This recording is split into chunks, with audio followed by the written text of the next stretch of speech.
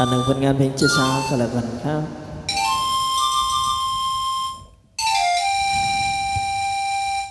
ซาซาเศร้าๆซึ้งๆเนาะ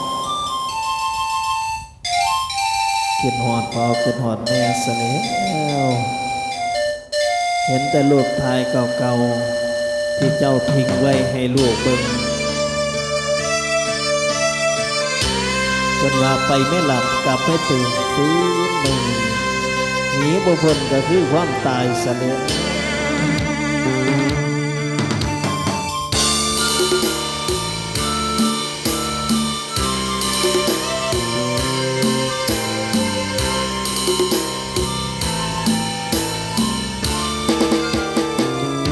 ขึ้นหอดอีพ่อ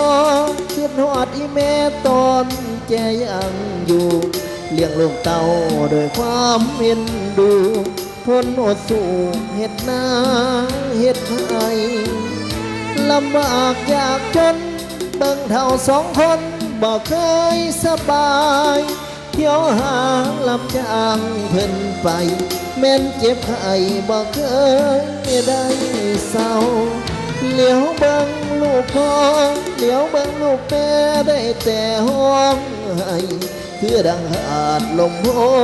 ลมใส่ต้นไม้ใหญ่ที่เคยสนเงา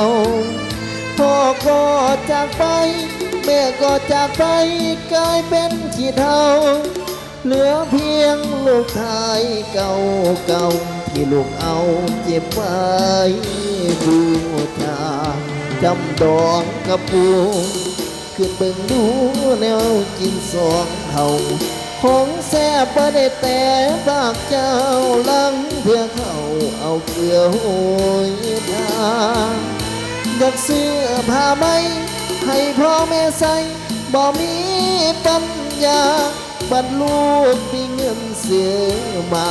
ผัดเดือนลาบ่ทันได้ใส่ขึ้นหอดอีพ่อขึ้นหอดอีแม่ตอนแกยังอยู่เห็นมีตอกตาใสมากคูตอนเพิ่นอยู่เพิ่นยังบ่ตาย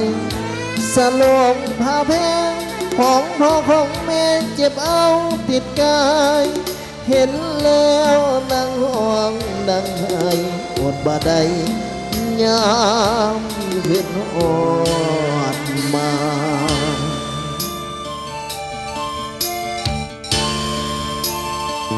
เปิ้นว่าความตายนี่แข็งเพราะเอาสุบัติหยังตื่นยามมื้อเช้าเห็นหน้ากันจังว่ายังเสน่ห์ไปแล้วไปหลับไปบ่หับบ่ลาบ่ลาลูกบ่ลาเต้าเสน่ห์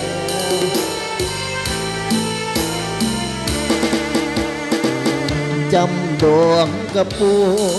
เกิดเบิ่งดูแนวกินสองเท่าของแซ่บบ่ได้แต่ปากเจ้าล้างเพื่อเอาเกลือโหยทาอยากซื้อผ้าไหมให้พ่อแม่ใส่บ่มีปัญญาบัดลูกมีเงินซื้อมาบัดเดือนลาบ่ทันได้ใส่ขึ้นหอดอีพ่อขึ้นหอดอีแม่ตอนแกยังอยู่เห็นมีตอกตาใสมากกูตอนเพิ่นอยู่เพิ่นยังบ่ตาย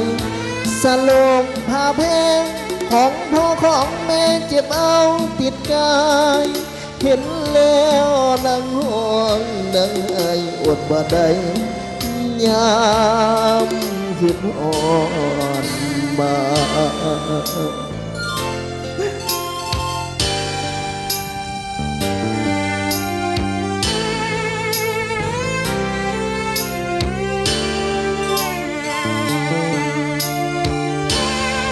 สู้ๆเป็นโมมาลัมนะครับ